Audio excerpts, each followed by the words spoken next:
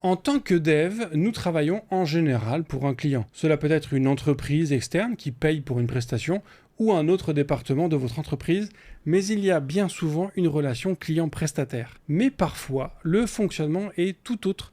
Une équipe de dev est un support à l'ensemble de métiers et tout le monde travaille pour le même objectif. Mais alors, comment mettre en place une telle philosophie ? Tous les devs sont-ils adaptés à cela ? Et surtout, ne devrions-nous pas tous travailler de la sorte ?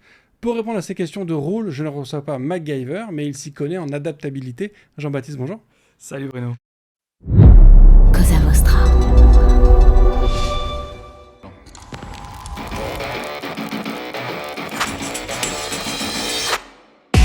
Bonjour, je suis Bruno Soulès, je suis un dev, D-E-V, pour différents, extraordinaires et visionnaires.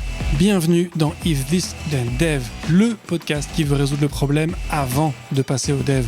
Chaque semaine, je recevrai un expert pour décoder un sujet ou une tendance de notre formidable métier d'artisan du numérique. Sans en faire un tuto, nous parlerons d'une techno ou de notre quotidien de dev.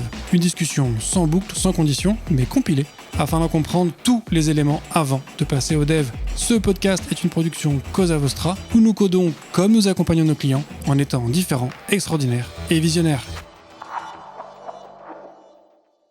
Alors Jean-Baptiste, est-ce que tu pourrais te présenter pour les quelques personnes qui ne te connaîtraient peut-être pas ? Ouais, je m'appelle Jean-Baptiste Roncin, j'ai 38 ans, j'ai 4 enfants. J'aime bien dire que quand même, je me suis associé avec mon épouse pour créer une société de conseil et on fait de la performance pour les entreprises. Donc on s'occupe de faire en sorte que les entreprises soient un peu plus performantes, c'est-à-dire moins de gâchis d'humains, des gens un peu plus heureux, plus d'économies et on fait ça pour plein de boîtes parce qu'on s'est rendu compte que tout le monde avait les mêmes problèmes. Et donc tu arrives à chaque fois avec une équipe de dev qui vient pour fluidifier un peu tout ça. Est-ce que le dev est vraiment la solution à tous ces problèmes ? La solution à tous les problèmes, non. Non. Il y a une partie de l'équipe qui est dev et l'autre non. Et d'ailleurs, c'est très bien parce que ça force les devs à s'adapter et ça force les autres aussi à s'adapter aux devs. Non. En fait, de la même façon que je crois pas du tout à... Enfin, tu veux pas dire en fait toutes les solutions. Enfin, tu vois, j'ai un problème qui va résoudre toutes les solutions. Même la méthode est pas la bonne. Typiquement, je peux même pas dire je travaille tout le temps en français, je travaille pas tout le temps en anglais. Le no-code est une solution, mais c'est une solution à certains problèmes et le dev aussi. Donc, on se force à pas répondre qu'avec des solutions qu'on connaît déjà. Ok. Ça va être quoi les différences de rôle ou de job que tu as entre les devs qui vont bosser sur ce genre de mission versus un dev qui fait un site web, par exemple, pour un client ? C'est une super question. En fait, quand tu fais un site web pour un client, le début, la fin, tu les connais. Bon, tu peux faire un peu de no-code si tu as envie et tout, tu peux faire du webflow, je sais pas quoi, mais là, en fait, souvent, on arrive, il y a un déjà là, tu as vraiment quelque chose de déjà installé, et on va faire des interactions. En fait, on va faire des petits morceaux qui sont entre les outils. Donc des interfaces, quoi. On fait beaucoup d'interfaces, et quelquefois, par contre, on part de zéro. Mais c'est assez rare de faire des outils from scratch, parce que ce qu'on veut, c'est que nos clients n'aient plus besoin de nous après. Et en vrai, ton collaborateur interne, tu vois, si tu avais une équipe en interne, parce que ça va arriver très longtemps avant que je crée une agence, en fait, tu veux quand même que ça fonctionne avec le moins de run possible. Et donc, quand tu es consultant, c'est pareil, en fait. Enfin, nos clients nous font beaucoup plus confiance quand on s'en va. Mais donc, c'est de l'assemblage de briques ou c'est de la connexion de briques ? Alors, tu as les deux, et quelquefois, il y a du développement. Parce qu'il y a des trucs qui discutent pas du tout ensemble. En fait, je pourrais te dire que si tous les outils que tu connais, que tu peux utiliser en interne, se connectaient tous ensemble, j'aurais pas besoin de travailler. Mais pourtant, ils vendent tous des connecteurs, des API. Enfin, tu vois, Ah ouais, alors là, sincèrement, je me méfie tellement de ce truc-là. En fait, oui, c'est vrai. Si tu utilises en 100% standard, enfin, tu vois, prenons un petit CRM comme Salesforce, tu vois. Eux, ils font pas d'intégration avec les autres, c'est les autres qui le font avec eux. Ils ont un paquet d'API différentes, tu fais ce que tu veux avec eux et tout. Si tu veux, mais en fait, c'est pas parce qu'un provider a fait une intégration avec Salesforce qu'en fait, elle va être compatible avec ta façon de travailler. Tu fais 2 objets custom, tu fais je sais pas quoi, une automatisation qui fonctionne pas et puis il y a tout qui s'arrête. Et puis quelquefois, tu vois, t'as trop de records, quoi. Si t'es une boîte qui commence à être un peu grosse, t'as des millions et des millions et des millions de lignes, ton intégration en face, elle va dire, tu peux exploser les capacités API et puis c'est fini. Donc en fait, ce que tu viens, c'est corriger ou améliorer un shadow IT, donc tous les tableaux Excel qui sont transmis par mail ou je ne sais quoi entre un ensemble de collaborateurs. Ça fait partie du taf, ouais. Je me bats pas mal contre Excel. Et Ça a été un des sujets avec mon associé, du coup, mon épouse, qui m'a dit, mais je comprends pas, j'ai pas Excel là, sur l'ordi que tu m'as donné. Je dis, bah non. Et on va pas en avoir. Le Shadow IT, c'est un vrai gros sujet. Effectivement, on pourra en parler pas mal si tu veux. Souvent, tu parles de Shadow IT avec un petit truc que tu as installé à droite à gauche et tout. Et en fait, là, nous, on se bat un peu plus contre des équipes complètes qui ont développé des façons de travailler qui ne sont pas compatibles avec le reste de l'entreprise. Et ça, c'est un énorme sujet. En fait, l'unité de l'entreprise est probablement le premier truc qu'on essaye de régler, quoi. Ouais. Donc c'est quoi? C'est fluidifier l'information, que l'information soit la même pour tout le monde, ou c'est... Alors ouais, c'est ça, avoir le même langage. En fait, c'est pas grave d'avoir un process ou tu vois, une façon de travailler, je sais pas quoi, même un outil qui réduit un peu la capacité, enfin la productivité de ton entreprise si elle augmente l'unité. En fait, c'est hallucinant le nombre de boîtes qui se comprennent pas. T'as le marketing qui va tirer dans les pattes, tu vois, du début de funnel, machin, pour parler des commerciaux, tu vois. Mais tu vas en avoir plein d'autres trucs comme ça. Tu vas avoir les devs qui vont taper sur le produit qui va taper sur le dev, tu connais le truc. Tu vas avoir la finance qui va râler contre les commerciaux, tu vas avoir... Enfin, tu sais, tu vois l'idée, quoi. Et même, on parle pas trop d'autres métiers, mais t'as aussi la partie RH qui va râler contre la partie commerciale, qui va râler contre la partie finance aussi, parce que ça va pas fonctionner comme ils veulent, parce que je sais pas quoi. Et en fait, si jamais tu unifiais globalement en fait, les définitions, qu'est-ce que c'est qu'un client, qu'est-ce que c'est qu'un collaborateur, qu'est-ce que c'est... Là, tu arrives quand même déjà à quelque chose d'un peu mieux. Parce que du coup, tu comprends ce qui se passe avant toi et après toi. Même sur des choses aussi rudimentaires que qu'est-ce qu'un client et qu'est-ce qu'un Alors, collaborateur. je te défie. Sincèrement, pose la question à des potes, pose la question à qui tu veux. Dans une entreprise, tu vas voir le marketing, tu vas voir les commerciaux, tu vas voir le produit, les techs. Qu'est-ce que c'est qu'un client? Tu verras que tu as des définitions différentes. Parce qu'en fait, il y en a qui vont dire un utilisateur actif. L'autre, un client, celui qui paye ou celui qui a accès au produit. Celui qui paye, qui est facturé, qui a accès au produit, qui est considéré comme client. Un commercial, il va dire que c'est celui qui a signé. Ou qui a dit oui, même pire que ça. Puis en fait, son manager va dire celui qui a signé, puis l'autre va dire celui qui a payé, l'autre qui va dire celui qui a facturé, l'autre qui... Enfin, Et l'utilisateur final, où effectivement... Ouais, c'est compliqué en vrai. Hein. Ouais. Et même un utilisateur actif, tu verras, dans n'importe quelle boîte SaaS, la définition, elle est complexe. Oui, c'est effectivement chacun a ses critères, quoi. Sur le... Quand on parle justement de, tu vois, sur cette problématique d'unifier les choses, de s'assurer notamment que tout le monde ait la même information, on pourrait avoir tendance en tant que dev à se dire, bah attends, on va jeter ton Salesforce, on va jeter ton Payfit, on va jeter tout ça, et en fait j'ai créé un bel outil qui fait tout ça bien pour toi et qui va être adapté spécifiquement à tes process, à ta façon de travailler. Tu me tends une perche là. Oui, c'est une super idée d'ailleurs. Ça a toujours été une super idée de se concentrer sur des trucs qui ne sont pas ton produit principal. Tu vois, on va réutiliser Salesforce parce que je trouve que c'est un bon exemple. Ils ont très très très peu d'équipes en interne qui font les intégrations. Et pourtant, le business global de leur intégration représente 5 ou 6 fois, je ne sais plus, leur business à eux. T'imagines ? Donc c'est un SaaS qui vend quand même quelques milliards. Et il y a 5 ou 6 fois de mémoire la taille de ce business-là à l'extérieur de Salesforce, juste collé à Salesforce. Et pour autant, ils le font quand même pas, parce que c'est hyper dur à gérer, parce que c'est pas la même chose, parce que tu fais du SaaS ou tu fais de l'intégration. En fait, c'est des business hyper différents, ton bilan est différent et tout. Oui, mais tu vois, si on prend le cas de Salesforce, mine de rien, ils ont aussi une logique assez proche de ce que fait un Apple ou un Google avec leurs OS mobiles. Ouais. C'est qu'ils ont eu une première version qui faisait pas grand-chose, et puis à mesure que des gens créent des apps, ils se disent, bah tiens, ça c'est une bonne idée, on va le mettre en natif chez nous. Tu vois, il y a quand même une absorption petit à petit de fonctionnalités. Alors, pas forcément de la boîte qui est à l'origine du projet, mais en tout cas, il y a une absorption tu vois, ils s'étendent quand même au fur et à mesure. Ouais, ils s'étendent pour que tu puisses faire plus avec leur outil et que tu augmentes ce qu'on appelle la stickiness, donc le fait que tu n'aies pas envie de partir, quoi. Par contre, en fait, ils se disent, pourquoi est-ce que je n'irais pas récupérer les euros que tu donnais à quelqu'un d'autre pour t'adosser à ce que moi je te vendais à l'origine? Et oui, en général, ils n'achètent pas forcément le leader. Enfin, sauf, tu vois, ils ont acheté Slack. Je sais plus combien, 20 quelque chose milliards, je sais plus. Un truc comme ça, un petit achat. Ah oui, c'est vrai que Salesforce a racheté Slack. Ouais, il y a quelques années. Ça fait longtemps, hein, mais ouais, ils ont racheté Slack. Ils ont acheté 2-3 autres trucs comme ça. Des belles boîtes, ils ont acheté Tableau aussi quelques années avant. Enfin, tu vois. Non, c'est... Leur objectif, enfin, de ce que j'ai compris, en fait, et de ce que je peux lire, c'est juste que tu leur donnes plus d'argent, que tu sois plus longtemps chez eux et que tu dépenses plus et que en fait tu as de plus en plus besoin d'eux. C'est un peu différent. Ouais. Mais sur ta question d'origine, il faut qu'on la reformule juste pour que je sois sûr que j'étais en train d'y répondre. Attends, est-ce qu'on était encore sur le... Est-ce qu'on faut créer un outil? On parlait de... Oui, c'est ça. En fait, tu me tendais une perche de malade en me disant, en fait, on n'a qu'à développer en interne. Alors moi, je les aime bien, ceux qui font ça. Je vais être hyper comment dire, narquois, on va dire. Je les aime bien parce qu'à la fin, ils passent par nous, parce qu'en fait, ils sont mal organisés, ils n'y arrivent plus et tout. En fait, prenons un produit qu'on connaît, j'en sais rien, un outil de gestion de planning Y, tu vois. J'ai bossé pour 2 boîtes qui en faisaient. Quand tu fais un outil de gestion de planning, est-ce que ton métier, c'est de faire un outil de facturation de ceux qui achètent un outil de gestion de planning? Je fais exprès de le faire en gros, tu vois. En fait, ton métier, c'est d'avoir un truc qui a un design de dingue, qui est un produit qui répond parfaitement aux besoins de ton client et qu'il ait très envie en fait, de sortir sa carte bancaire et de jamais te charner, de toujours continuer à te payer en fait.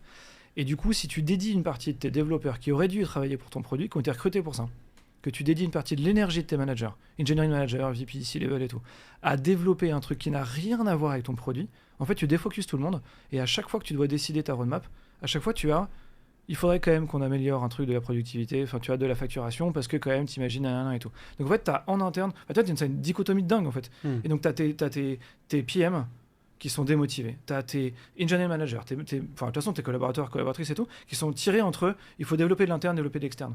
Et en fait à ce moment-là, l'interne est mal présenté parce que t'as pas l'impression que ça génère du business. Et donc comme en général on dit priorité au business, et du coup tout le monde se met de l'autre côté. Et donc tu te mets à résoudre des problèmes en envoyant des humains aux problèmes. En fait tu bouges des trous avec des corps humains quoi. Alors c'est un peu dur comme expression, mais c'est vraiment le problème en fait. Et du coup ça te coûte un bras, et plus tu avances, plus tu as un truc, en fait plus tu vas accumuler une dette monstrueuse, et à la fin tu dépenses une thune dingue pour essayer de récupérer ça. Ça correspond aussi à 2 métiers un peu différents dans le monde de la tech. Il y a ce qu'on appelle les CTO et les DSI qui n'ont pas tout à fait le même job, même si ça reste des métiers du monde de la tech. Il y a plus de CTO développeurs que de DSI développeurs déjà. Ouais. Souvent les DSI sont plutôt admin système. Ouais. Ils sont plutôt admin système exactement. Ils aiment plutôt le matériel, je trouve. Enfin, c'est carrément horrible parce que je suis sûr que c'est pas vrai à chaque coup. On est d'accord. Hein. Oui, il y a toujours des. Enfin, mais au global, je trouve qu'au global, en fait, j'ai bossé dans la téléphonie il y a quelques années et les DSI ils fonctionnaient un peu tous de la même façon à l'époque. C'était il y a vraiment longtemps. Et enfin, tu vois, c'était il y a genre, je sais pas, peut-être 10 ans, un truc comme ça. Et je me souviens, on vendait de la téléphonie entièrement soft, et donc du coup tout était, enfin c'était du téléphone en SaaS quoi. Et il y avait beaucoup de DSI qui disaient, moi je préfère avoir mon système serveur de téléphonie physiquement dans mes bureaux. Et pour moi ça c'est assez typique des anciens DSI, je parle, qui vont beaucoup plus vouloir, en fait qui sont payés pour maîtriser, pour réduire les risques, et qui sont, je pense que je vais pas me faire de potes, mais un peu plus dédiés à, je vais protéger, que je vais aider à fond le business à partir dans la même direction. Je trouve que plus souvent les CTO, en tout cas ceux que avec lesquels j'ai plus travaillé, étaient beaucoup plus tournés vers le client et vers on va faire quelque chose tourné vers l'extérieur, que le DSI qui doit traiter l'interne en fait. Ouais. Oui, c'est deux métiers très très différents. Souvent le DSI, il a, tu vois, je digresse peut-être un peu, mais moi sur les différentes expériences où j'ai été CTO. Au début, ça me venait pas à l'idée de gérer le parc informatique de la boîte dans laquelle j'étais. Attends, tu le fuyais même? Oui, je le fuyais, oui, non, très clairement. Tu vois, je pense que j'ai peut-être même eu l'outrecuidance de dire un jour, moi, je suis CTO, je suis pas DSI, ou c'est pas mon job. Alors que, au final, j'étais la personne la plus pointue techniquement, et donc j'étais clairement celle qui avait peut-être la meilleure solution à apporter sur ces sujets-là au sein de la boîte, tu vois, à moins de recruter un DSI. Ou une DSI et de faire ça après. Ouais, ou un IT manager ou je sais pas quoi. Ouais. Alors je vois ce que tu veux dire, mais tu vois, c'est. En fait, ce qui est hyper triste, c'est. Enfin, triste. Je suis sûr que ça t'est arrivé avec ta tante, ta grand-mère, ta mère, je sais pas quoi et tout, qui dit, ah, tu pourrais réparer mon imprimante. Tu dis, mais en fait, ça n'a rien à voir. Ça peut arriver aussi avec ton père, ton oncle ou ton grand-père. Oui, on est d'accord. Oui, c'est vrai, en fait, pourquoi j'ai. Et en fait, tu vois, c'est le truc de. C'est pas parce que je suis dev. Ou machin que parce que j'ai fait une école d'ingénieur que je peux réparer ton imprimante. Ok, je peux réparer ton imprimante, mais c'est pas, enfin en fait si, bon d'accord, je le fais. Ouais. Et en fait et donc je vois très bien ce que tu veux dire. Le truc pour moi, il y a quand même un peu un gâchis. Tant qu'on n'aura pas suffisamment de développeurs, développeuses, tu vois, sur le marché, je pense qu'on n'y arrivera pas. Enfin tu vois, tu peux pas dire en fait je galère à te recruter. Tu peux faire un peu ta princesse en venant, machin. On a un produit qui est incroyable, j'ai besoin d'avancer hyper vite sur une roadmap qui est hyper serrée et tout. Et en fait, oh by the way, faut aller gérer le MDM qui va bloquer tous les ordinateurs, machin. Il faut aller gérer, tu vois, les achats, je sais pas quoi. Enfin, sincèrement, tu t'en tires pas quoi. Ouais. Et en fait, mon Slack marche pas ou mon Teams s'installe pas. Est-ce que tu peux m'aider? Moi, ça me ferait péter un câble. Mais tu vois, c'est parce qu'il y a aussi donc déjà, effectivement, comme tu le dis, le marché de recrutement des devs est quand même relativement tendu. sur certains types de profils, hein, bien évidemment, pas sur tous, il y a des profils qui ont moins de facilité que d'autres à trouver. C'est plus facile, effectivement, de faire venir quelqu'un en disant on a l'innovation, on a une roadmap, on a une démarche produit. Là où, tu vois, quand tu parles de connecteur Salesforce avec un PFIT ou un je ne sais quoi, tu es sur des choses qui sont. Tu as quand même l'impression qu'il y a moins de démarches produits, il va y avoir moins d'innovation et que ça va être moins. Entre guillemets noble, presque on pourrait dire. C'est un peu le truc enfin je dirais pas qu'on se bat contre ça parce qu'il n'y a pas un énorme combat, c'est pas une guerre, mais moi je suis d'accord avec toi, c'est plus dur de motiver quelqu'un. Tu as utilisé le terme de noble et en fait c'est vraiment ça, c'est que tu te dis ouais je développe un nouveau produit, je fais de l'innovation, enfin tu as l'impression que c'est le cas en fait, bon, alors que souvent quand tu es dans une grosse équipe globalement tu développes des petites fonctionnalités, je dis pas qu'elles sont pas bien mais c'est pas un plus, c'est rare que tu aies un dev qui tout d'un coup révolutionne la totalité du marché, ça arrive évidemment. Là on le contrebalance par un autre truc qui est tu résous le problème d'un client que tu connais personnellement, avec qui tu vas déjeuner, avec qui tu sors boire des coups potentiellement et tout, tu connais le nom de son chien, enfin tu vois. En fait c'est un collaborateur. Et moi c'est un truc que j'adore et ça il y a pas mal de personnalités qui en fait le recherchent parce que enfin t'as dû le ressentir, tu vois, t'es dev, tu développes ta fonctionnalité, déjà souvent tu vois pas forcément avant, après, pendant, enfin tu vois, tu sais que tu fais ce truc là que ça fonctionne, déjà en termes de QA tu galères un peu pour réussir à reproduire, tu sais, le scénario complet, et après est-ce que c'est beaucoup utilisé ou pas? En fait, il y a plein de moments où t'en as pas la moindre idée, quoi. Si t'as pas un tracker à ce moment-là, en fait, tu vois, si t'as pas réussi à mettre un checkpoint dessus, t'es mort. Et ça, je sais qu'il y a beaucoup de devs qui disent que c'est quand même relativement frustrant et qui, du coup, sont assez friands d'aller discuter, de voir des retours utilisateurs et tout. Nous, le retour utilisateur, c'est les deux côtés enfin, t'as deux tranchants, quoi. C'est qu'en fait, tu le connais, donc il va te le dire tout de suite si ça fonctionne ou pas. Et que si ça fonctionne pas, par contre, le deuxième tranchant, c'est qu'il va te le dire. Et qu'il va venir te voir et il sait où t'habites, tu vois. En fait, il sait où est-ce que t'es assis, il sait dans quelle pièce t'es et donc il va venir te voir pour que... Et donc c'est en général comme ça qu'on essaie de contrebalancer le truc, c'est qu'en fait c'est quand même super positif parce que t'as la rançon du succès quasi instantanément. Et ça c'est quand même fabuleux. Moi j'adore, tu vois. Genre tu mets en place un système de facturation souvent un peu complexe et tu vois le système fonctionner tout seul. Tu vois le pourcentage de revenus qui passe par ton nouveau système tous les jours, et tu as un collaborateur que tu entends dans un couloir, dans machin, un déjeuner, dire le nouveau système c'est incroyable, maintenant je peux faire un truc comme ça. Et ça c'est quelque chose que tu as rarement, enfin que tu as évidemment, mais que tu as rarement en fait quand tu es dans une équipe dev qui est hyper grosse et que tu fais tant de produits, quoi. Ouais. Donc comment raconter ça? Attends, j'essaie de formuler ma question en même temps. Dans mon parcours, moi j'ai eu l'occasion d'être CTO, j'ai été sur différents rôles aussi d'exécutif, notamment dernièrement où j'ai été COO d'une agence. Ce que j'ai perçu, tu vois, moi aussi, comme où j'ai eu ce rôle-là, en fait, tu vois, de structurer un peu l'entreprise, de mettre en place des process, des outils et compagnie. Ce que j'ai perçu, c'était pour moi comment dire ça? Tu vois, j'ai eu l'impression aussi d'arriver à une espèce de maturité où j'étais plus à me dire, ok, là le problème c'est de faire ça, on va dev un outil qui fait ça. J'étais beaucoup plus dans une approche de dire, ok, tu as besoin de faire de la facturation. Tu sais quoi, je vais pas passer 1 an et demi à créer un outil qui fait de la facturation parce qu'en fait la facturation c'est quand même très compliqué. Et j'ai pas une équipe de 5 personnes pour bosser pendant 1 an et demi sur ce sujet-là. Donc on va prendre un outil qui le fait bien et on va essayer de bien l'intégrer dans nos process actuels. Mais ce qui veut dire que c'était aussi une satisfaction de mise en place de solutions non techniques. Tu vois, j'y voyais quelque chose de... Il y avait un peu de technique, mais beaucoup moins que de la création d'outils ou ce genre de choses. Tu vois, il y avait moins de... tu n'as pas créé un super algorithme, tu n'as pas créé des super classes vachement jolies, tu n'as pas écrit du code qui est tout propre, tu n'as pas forcément respecté des nomenclatures ou des règles de bonnes pratiques d'écriture de code. Est-ce que c'est-à-dire que ça, c'est un métier que tu peux faire que quand tu as acquis un certain niveau d'expérience? C'est hyper intéressant ce que tu dis. Parce que je viens de me rendre compte à l'instant avec ta question qu'en fait, c'est vrai, tu peux être assez fort quand tu es jeune, mais si tu n'as pas de bon manager, tu passes quand même pas mal de temps à te planter. En fait, tu es très poussé, tu sais, le make it or buy it, c'est le sujet principal de ces métiers-là. Et en fait, tu passes ton temps, c'est beaucoup plus fun d'aller le faire, tu t'amuses avec, tu es beaucoup plus fier et tout. Sauf qu'à la fin, tu ne rends pas vraiment le service. Tu vois ce que tu disais à l'instant, c'est que oui, t'as pas les 5 devs, t'as pas machin. Et puis surtout, en fait, si tu réfléchis à 1, 2, 3 rebonds, tu te rends compte qu'en fait, ça te coûtera beaucoup trop cher à maintenir. Ouais. Et qu'en fait, t'as pas envie d'avoir ces problèmes-là, quoi. Ce que je dis souvent à mes collaborateurs, c'est essaye de prendre des choix qui feront ton futur toi, qui rendront ton futur toi fier de ton ancien toi. En fait, il faudrait que ton futur toi te tape dans le dos en disant bien joué, en fait, c'était une très bonne décision.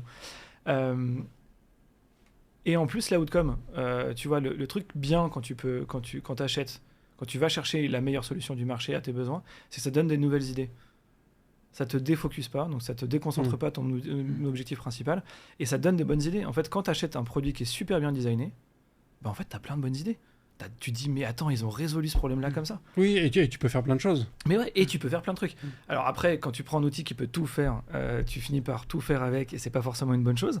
Mais tu vois, tout dernièrement, on a découvert un CRM qui s'appelle Atio, je sais pas si tu le connais, c'est des mecs qui sont sincèrement incroyables. Ils font un outil qui est dingue, le produit est hyper beau, c'est très très très rapide, ce qui est plaisant. Tu peux faire beaucoup de trucs au clavier, enfin bref, moi je trouve ça génial. Et en fait, quand tu l'utilises, ça te donne des tas d'idées. T'en as pas forcément besoin aussitôt et tout, mais tu vois, il y en a un autre français qui s'appelle Folk que j'aime beaucoup aussi. Bah, en fait, ils ont fait des choix de design qui font que ça te force à juste à être un peu meilleur, quoi. T'as des outils pourris, ça te donne des idées pourries. Ouais. Et puis en fait, ça te permet aussi de te concentrer sur des choses qui ont peut-être un peu plus de. Tu vois, tu parlais tout à l'heure de se focus sur son business. Oui, effectivement, ça permet de te dire, mes devs, je les laisse se consacrer aussi à ça. Mais quand tu vois, si on reprend l'exemple de la facturation, qui est quand même un métier extrêmement complexe, si tu as un outil qui est bien foutu et qui te fait déjà plein de choses à ta place, en fait, les quelques personnes que tu as dans ta boîte qui sont dédiées à la facturation et autres, ils vont passer moins de temps à faire des trucs sans intérêt et plus de temps à mieux gérer ton argent, à mieux trouver de l'argent, à mieux le... Ça, c'est le deal. Hein. Et c'est comme ça qu'on le vend, et c'est la vérité. Pas que, tu vois bien le truc, quelquefois on vend un truc et puis c'est pas exactement vrai. Là, c'est vraiment le cas. T'as aucune valeur pour un humain d'aller rentrer, d'aller copier-coller la fin d'un process de vente dans un process de facturation et de le vérifier à la main. Enfin, c'est quand même... Sincèrement, je pense vraiment que les humains ont mieux à faire. Et quand t'as un truc qui se fait au moins en très grande partie automatiquement, en fait, tu vas pousser tes collaborateurs internes à aller chercher de la valeur avec l'humain avec qui ils travaillent, soit en interne, soit avec leurs clients. Et c'est vrai que tu as plus de valeur dans une équipe, on va dire, de facturation au sens large, à aller rappeler tes clients pour être sûr que tu as bien respecté leur process, que la facture est arrivée au bon endroit de la bonne façon et que tu la récupères le plus vite possible, l'argent, que d'aller remplir à la main toutes les lignes en vérifiant que tu t'es pas trompé. Tu vois. Alors, il y a des métiers qui vont potentiellement, en tout cas au moins évoluer, et il y a des boîtes dans lesquelles, oui, ils ont trop recruté parce qu'en fait, ils avaient trop de gens à faire des trucs qui sont pas très malins, quoi. Est-ce qu'on parle encore d'un métier de dev avec ce genre de choses, tu vois? Est-ce que c'est encore vraiment un métier de dev? En partie. En fait, nous, on parle de builder et de dev.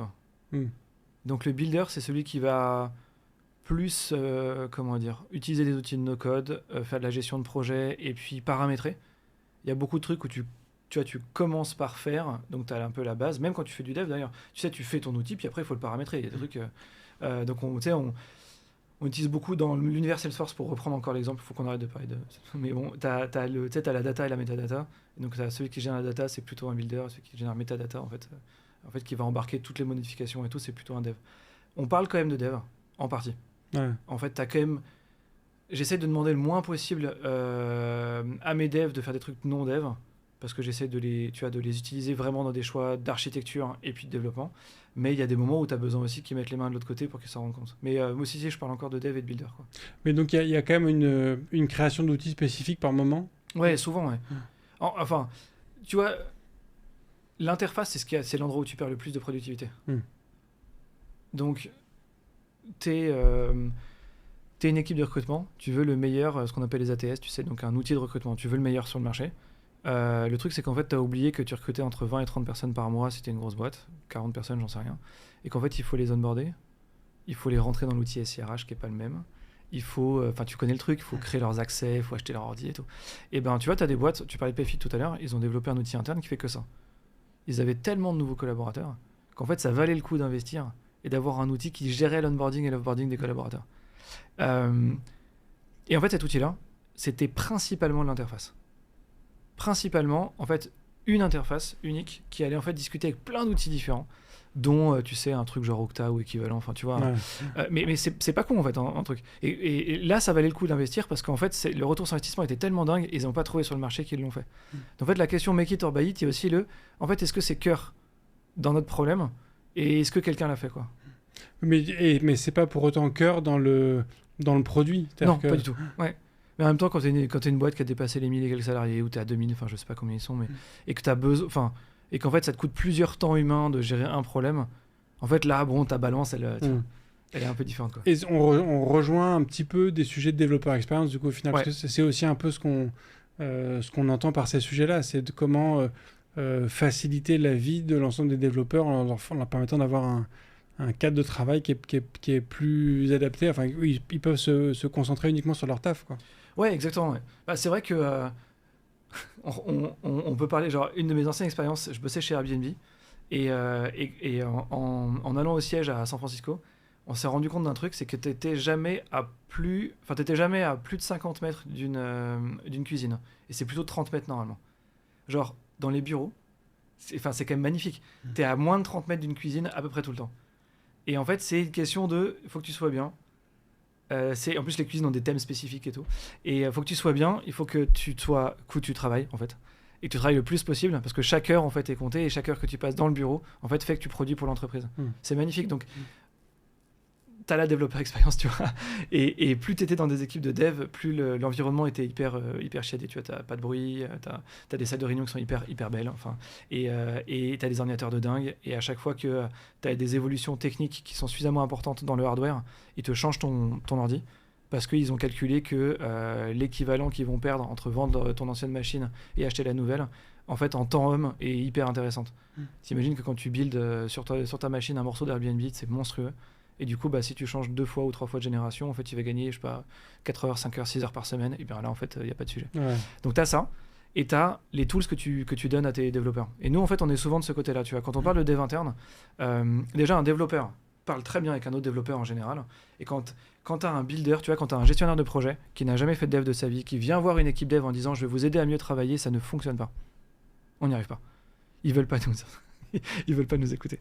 Et donc, entre autres pour ça, pour aider des collaborateurs internes, tu as besoin de faire venir un peu l'artillerie lourde. Au moins de montrer, en fait, t'inquiète pas, on a le même langage. En fait, je suis pas là pour te dire comment tu vas travailler, je suis juste pour te dire, en fait, on t'estime tellement qu'on va dédier du temps humain pour que tu travailles mieux. Donc en fait, plutôt que d'expliquer aux gens comment travailler, l'idée c'est de les écouter pour comprendre comment ils travaillent et de leur dire, là, je te propose qu'on fasse ça pour que là, tu passes moins de temps ici ou ce genre de choses. C'est ça un peu Exactement, ouais. Et on reparle de l'unité. En fait, un super développeur contributeur individuel, mais qui est hyper chiant. Tu vois, parce qu'en fait, il a une façon de travailler qui n'est pas exactement compatible avec ses autres collaborateurs. En fait, on va essayer de lui ouvrir un peu les yeux. On va, tu vois, écarter un peu les trucs là. Et on va lui dire, en fait, super, t'es vraiment meilleur. Maintenant, comment est-ce qu'on fait pour que les autres soient au moins aussi bons que toi ? Et en général, ça commence à ouvrir un peu les trucs, tu vois. Et en fait, quelquefois, l'augmentation de productivité, elle passe que par l'unité. En fait, tu vas baisser la productivité d'une personne, mais en fait, ça va monstrueusement augmenter les autres. Et donc, à la fin, en fait, ton équation est bonne. Alors là, je suis pas sûr de te suivre. En fait, j'ai eu le cas il y a pas très longtemps avec une configuration de pré-tiers qui, normalement, est assez commune, tu vois. Et en fait, il y avait 2 confs différentes qui se battaient l'une contre l'autre. Et du coup, GitHub comprenait rien du tout parce que t'avais tout le code qui était changé. Impossible de faire la relecture du code. Mais impossible. Parce qu'il y en avait un, en fait, qui avait un écran qui était un peu plus petit et qui, du coup, avait la configuration de retour à la ligne à partir d'un certain nombre de caractères et pas les autres. Mais c'est l'horreur à relire comme code. Enfin, t'imagines tes reviews ? Et en fait, ce truc-là, il a fallu juste qu'on s'arrête un jour. Moi, ça me faisait péter un câble parce que je recorrigeais derrière et tout. Et en fait, j'avais dit, attends, juste qu'on s'arrête. On va pas unifier ce truc-là ? T'en as un qui a dit, ouais, mais moi, ok, on a changé l'ordi, t'as le truc plus grand. Et en fait, c'est bon, on a résolu le problème. Et c'était hyper simple. Ouais. Et en fait, tu as des trucs beaucoup plus profonds. Et donc, ce que je suis en train de te dire, c'est que souvent, il suffit juste de regarder qu'est-ce qui fait la singularité en fait, d'une personne ou d'une équipe. Et qu'en fait, tu vas leur dire, attends, regarde l'impact de ton choix. En fait, c'était une super idée, mais ça ne fonctionne pas avec les autres.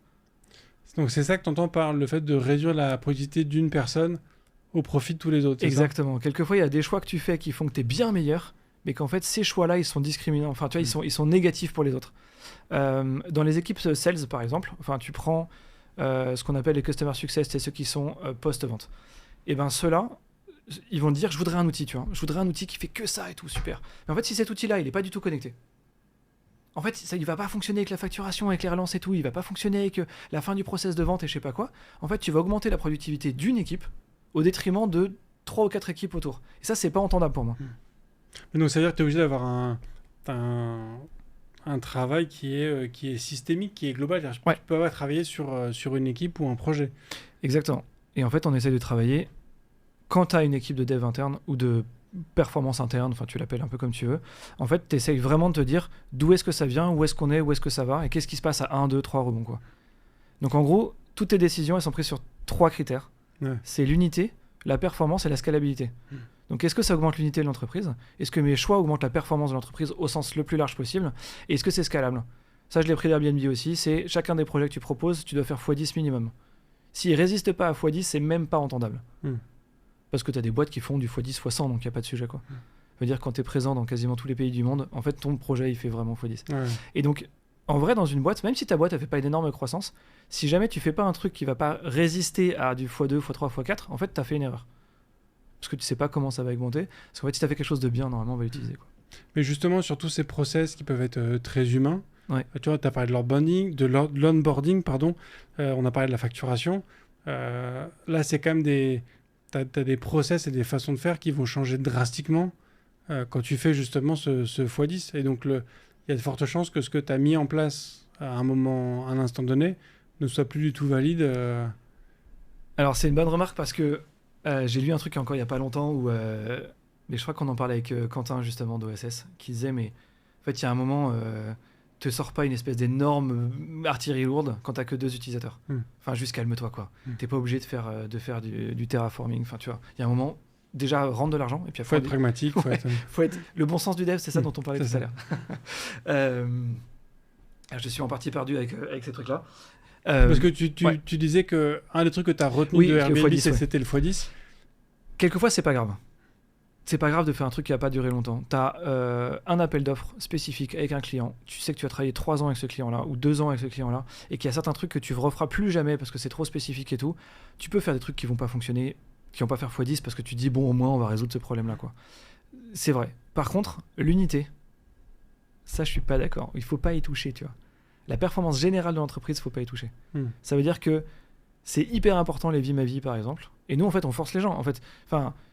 Je veux dire, dans toutes les équipes que j'ai créées, tu vois, pour que ça, des équipes de dev interne, en fait, tu es obligé d'aller voir les gens, les faire discuter entre eux et leur dire attends 2 secondes, tu sais ce qui se passe après, tu sais ce qui se passe avant. En fait, là, ce que tu es en train de faire, en fait, il y a un impact et les gens se rendent compte du travail que tu fais.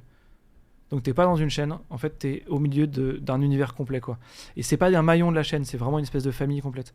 Et donc, quand tu fais ça et que tu vas dire à tes collaborateurs, tu sais quoi, aujourd'hui, en fait, c'est la journée, tu l'appelles comme tu veux, mais c'est vie ma vie. Et en fait, aujourd'hui, je vais venir travailler avec toi et je voudrais voir en fait comment est-ce que tu travailles tous les jours, quoi. On s'est rendu compte qu'une équipe en shadow complet avait copilote, c'était au tout début. Et en fait, les mecs qui l'avaient, hors de question de le retirer. On avait un petit sujet de données, mais bref, c'était pas aussi clean que maintenant. Et en fait, on s'est rendu compte que les devs qui l'avaient, ils gagnaient 1 jour par semaine. Enfin, t'imagines, 20%.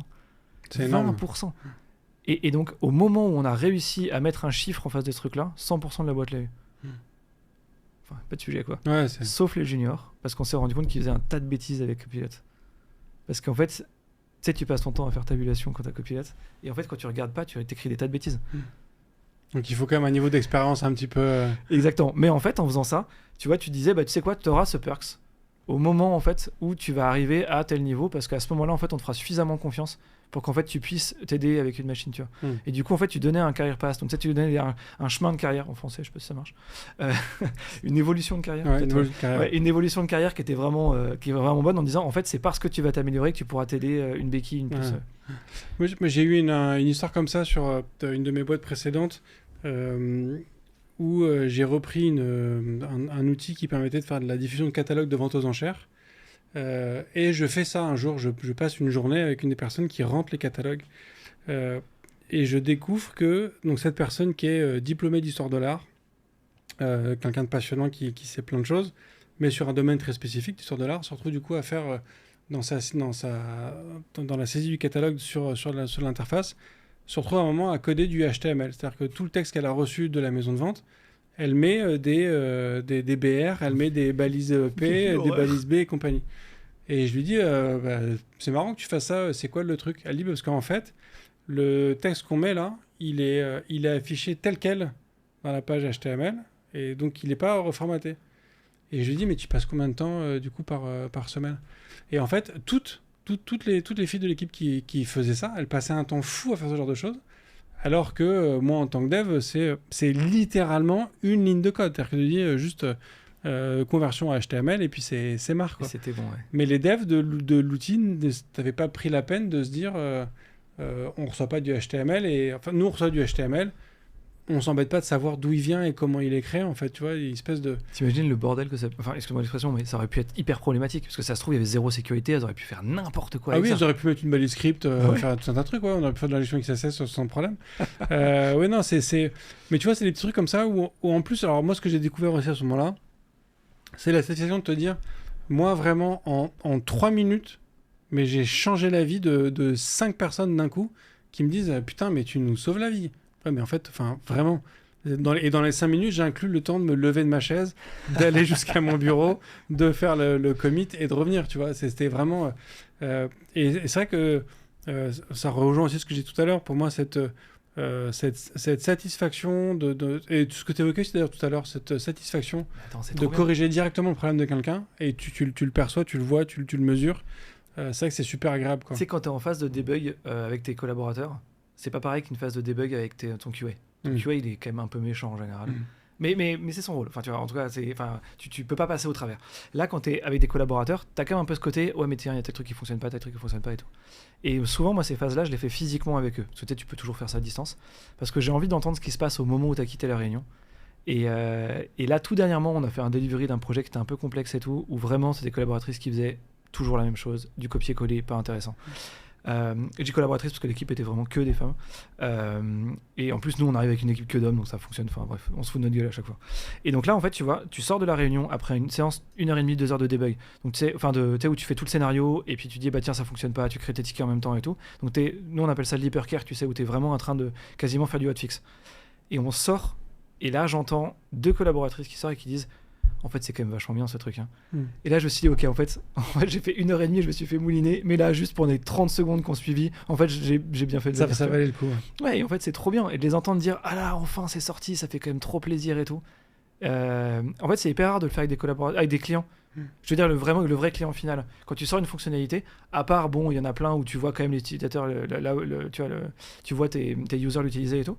Mais là, d'avoir le réflexe direct, t'as ton collaborateur qui te dit, en fait, c'est trop bien ce que t'as fait, merci. Objectivement, moi je trouve que ça n'a pas de prix. C'est pour ça que je fais ce métier là-dessus. Et est-ce que ça compense parce qu'il y a dans notre métier, dans la population des développeurs et développeuses, il y a aussi quand même une recherche de la complexité technique. Tu vois, on a quand même une espèce attends, comment dire ça? Tu vois, il y a une espèce de fascination qui s'exerce chez les devs. On met un peu sur un piédestal les développeurs et développeuses qui vont faire de la sécurité, par exemple, qui vont faire de l'embarqué. Là, c'est la performance. Tu vois une espèce de... Tu dis, ouais, quand même, des gens, ils ont des contraintes techniques de ouf, machin. Tu vois, on se dit, ils sont au-dessus de nous. Là, tu vois, dans tout ce que tu as décrit, on sent qu'on n'est pas forcément sur un niveau de complexité technique très élevé. Pas nécessairement. Ça peut arriver quand même, hein, mais pas nécessairement. En fait, c'est même... Il faut chercher exactement l'inverse. En fait, quand tu bosses avec tes collaborateurs internes, ton succès, c'est la simplicité. Apparente, en tout cas. Ouais. Mais ton succès, c'est quand même la simplicité. Plus c'est simple, plus c'est invisible, mieux c'est. Et là, en fait, donc tu vas rechercher ta satisfaction dans un truc différent, tu vois. Qui est une forme de complexité. On le dit souvent que rester simple, c'est très dur. C'est exactement. Alors, j'ai pas dit que c'était... Ouais, alors t'as raison. En fait, c'est pas complexe d'un point de vue système, mais c'est complexe d'un point de vue intellectuel. Donc en fait, t'amuses ton cerveau. Et amuser, c'est vraiment le terme que j'utilise tout le temps. T'amuses ton cerveau à quelque chose d'autre. Et la recherche de la simplicité, je trouve ça magnifique. En fait, un jeune collaborateur qui commence à peine à bosser en interne, donc vraiment les process internes et tout, quand c'est le côté revenu, on appelle ça des revenue operations, tu as des RevOps, des business ops et tout. Et ben souvent, en fait, il va chercher à résoudre des problèmes par la complexité.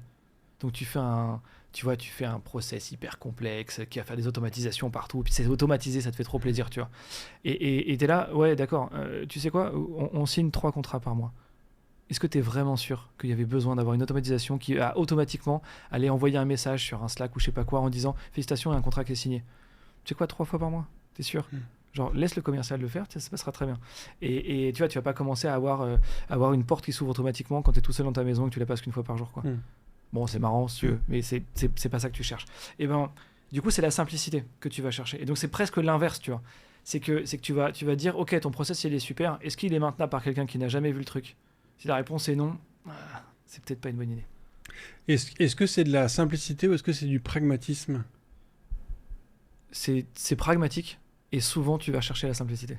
T'as raison. Mais ouais, en fait, il faut que tu sois pragmatique. En fait, est-ce que je suis vraiment en train de servir les objectifs de l'entreprise en tant qu'entreprise? Pas en tant que société qui fait tel produit. Ouais.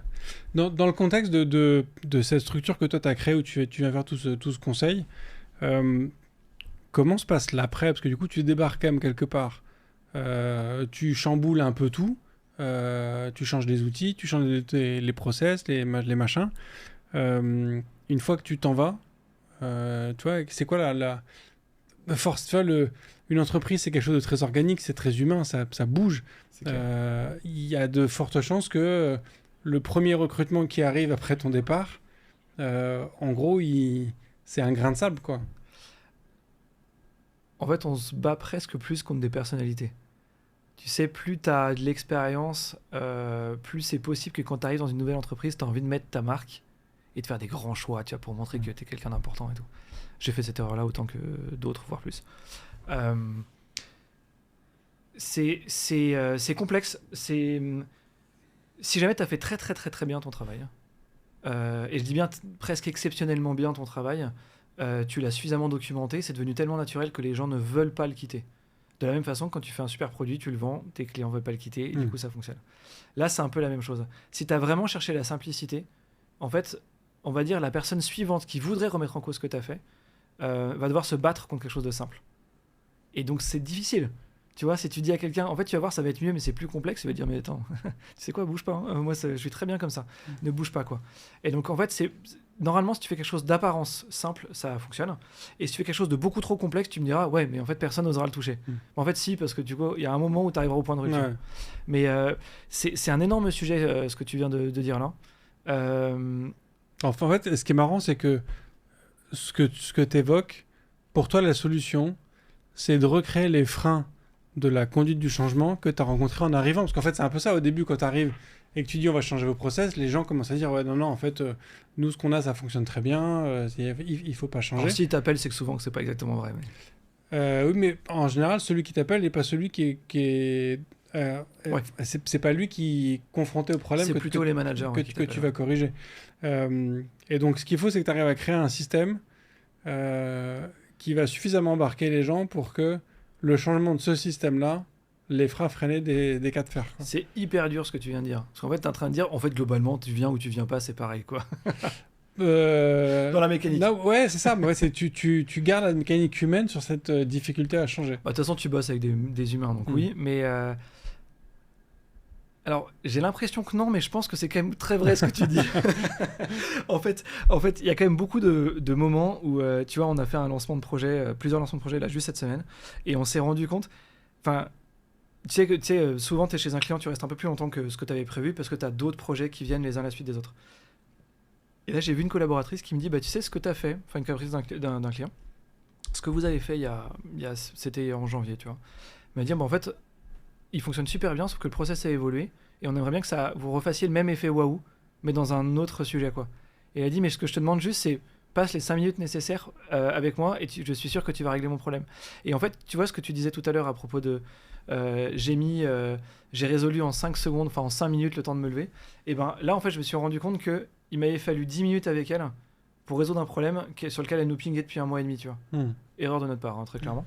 Mais j'ai trouvé ça trop mignon qu'elle me dise, en fait, non, mais je sais que c'est simple, mais sauf que nous, on est absolument incapable de le faire et qu'en fait, ça nous pourrit la vie, quoi. Et tu vois, sa boss, la première fois que je l'ai vue, elle m'a dit, il faut que tu m'aides, on est en détresse. Et en fait, c'est rare que tu aies un client qui vienne te voir en te disant ça, tu vois. Donc normalement, là, tu arrives quand même à faire changer les choses. Ouais. Et alors, ce qui est marrant, c'est que cette phrase, a priori, c'est simple à faire. Souvent d'expérience, en fait, c'est pas toujours. Voilà, parfois, moi, j'ai envie de répondre, écoute, chacun son métier, laisse-moi juger si c'est simple, et on verra. Là, elle avait raison, mais. mais en revanche, tu vois, l'autre partie de ton histoire, moi ici, c'est des choses. C'est que il y a des choses qui nous paraissent simples, qu'on peut vraiment faire en quelques secondes ou en quelques minutes, mais qui peuvent drastiquement changer la vie des gens, en fait. Ouais. Quand tu es au contact de collaborateurs ou même d'utilisateurs en général qui sont plus ou moins contraints d'utiliser ton produit, peuvent être capables en fait de faire beaucoup d'efforts pour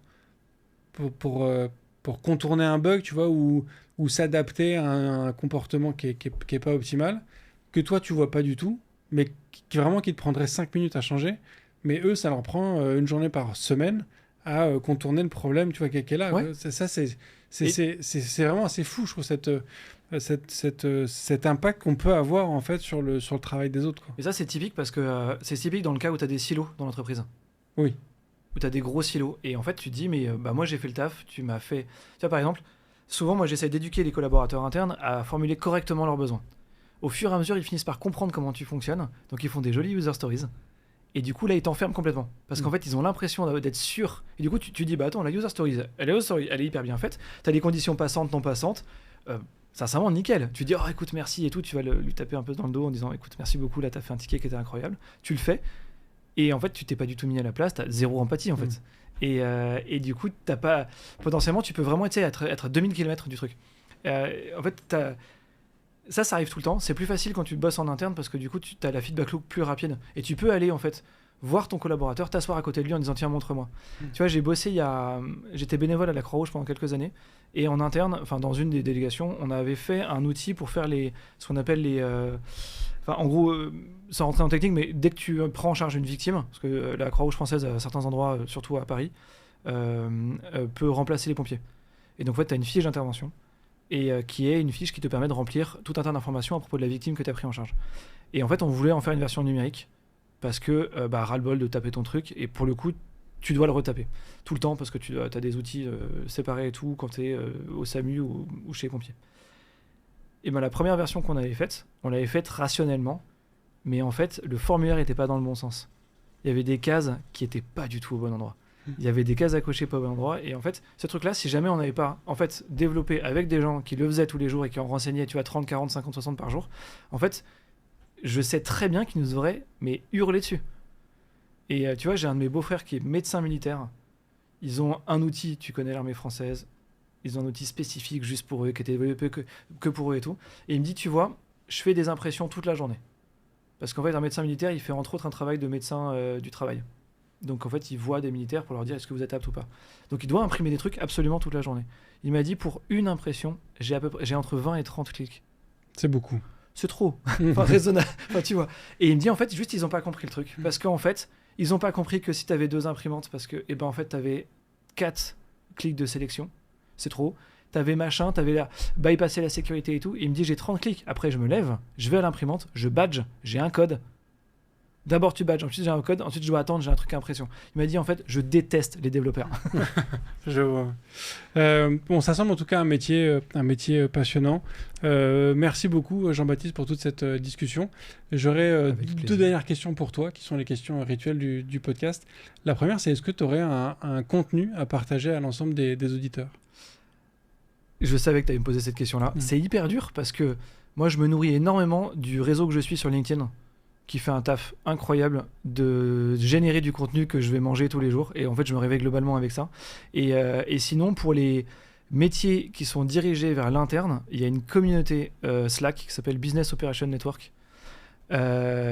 Si on est bien quelqu'un qui s'occupe de la productivité interne, qui s'occupe au général, ça s'appelle Business Operation, mais ça fait pas que ça.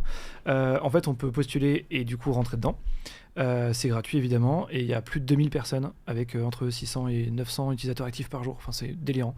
Ça, c'est trop bien. Et c'est un endroit qui me sert beaucoup aussi pour bosser. Canon. Et dernière question, quelle est la question rituelle de ce podcast ? Est-ce que tu es plutôt espace ou tabulation ? Alors moi, cette tabulation, définitivement, je déteste avoir à me balader dans les espaces. Puis ça rejoint ce que tu dis tout à l'heure aussi sur le pragmatisme. C'est plus rapide de faire une tabulation que faire 4 espaces. Très Exactement. bien. Merci beaucoup Jean-Baptiste. Avec plaisir, Bruno. Et merci à tous d'avoir suivi cet épisode. Voilà, si vous avez aujourd'hui une démarche produit, peut-être que ça peut être intéressant de s'intéresser à des équipes comme celle de Jean-Baptiste pour aller travailler avec vos collaborateurs directement. Si vous êtes CTO ou Engineering Manager, dites-vous que créer le produit de votre entreprise, c'est peut-être pas le seul taf qu'il y a. Peut-être qu'il faut aussi s'occuper de tous vos collaborateurs dans tous les différents départements. Croyez-moi, il y a plein de choses à faire qui peuvent être aussi super intéressantes. Pour terminer, j'aimerais aussi faire 2 mentions spéciales pour Veto12 et Alex LeadDev qui ont mis un commentaire chacun 5 étoiles sur Apple Podcast. Un disant « J'adore ce podcast, tout simplement passionnant et très instructif ». Et un autre qui me remercie, et à tous les intervenants aussi, parce qu'effectivement, c'est aussi grâce à tous les intervenants que ce podcast est aussi bien. Merci à vous deux pour ces commentaires 5 étoiles. Ça aide énormément la propagation de ce podcast à travers les différentes plateformes. Si vous ne l'avez pas encore fait, n'hésitez pas à le faire. Si vous l'avez déjà fait, n'hésitez pas à le refaire, parce que les algorithmes font que à chaque fois que vous mettez 5 étoiles, ça refait un petit push dans les algorithmes. Donc voilà, je vous remercie beaucoup pour tout ça. Je vous souhaite une très bonne fin de semaine. Je vous dis à la semaine prochaine. Et d'ici là, codez bien. Merci d'avoir écouté cet épisode de If This Then Dev et merci à toute mon équipe de Cosa Vostra à la production de cet épisode. Merci aussi à Alan, Ada, Linus, Bill, Steve et Steve de nous avoir ramenés jusqu'ici. Si ce podcast vous a plu, committez-vous en vous abonnant, déployez-le autour de vous et vous pouvez aussi nous faire une petite code review en nous laissant 5 étoiles sur votre plateforme de podcast préférée. La conversation continue bien sûr avec vous sur Twitter, LinkedIn, Facebook, Instagram, chacun sa techno, @ifthisdendev ou @bibear, B-I-B-E-A-R. Vous retrouverez aussi tous nos épisodes sur notre site ifttd.io. Et enfin, si vous avez besoin d'une agence pour vous accompagner ou si vous souhaitez rejoindre une équipe tech passionnée et passionnante, écrivez-moi sur bruno@cosavostra.com. Merci à tous.